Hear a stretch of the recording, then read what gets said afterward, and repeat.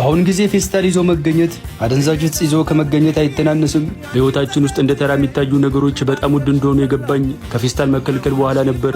ፌስታል መከልከሉን ከመስማቴ በፊት የሆነ ቀን ከታናሽ እህቴ ጋር በረንዳ ላይ ቁጭ ብለን እስቲ እንጀራ ከሱቅ ይዘሽ ነይና ምሳ አቅርቢልኝ አልኳት። እሺ ብላ ተነሳችና ከጓዳ ሰፌድ ይዛ መጣች። ግራ ገብቶኝ እንዴ ምንድነው ሰፌዱ?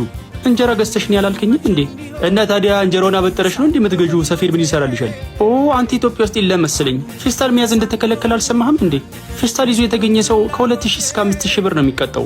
የምትቀጣው 5 ሺህ ብር ካለ ሰፌዱን ልመልሰውና ደብቄ ያስቀመጥኩት ፌስታል አለ በሱ ይዤ ልመጣለሁ። ኧረ ሰፌድ አይደለም ከፈለግሽ መሶቡንም ጨምረሽ ያዢ።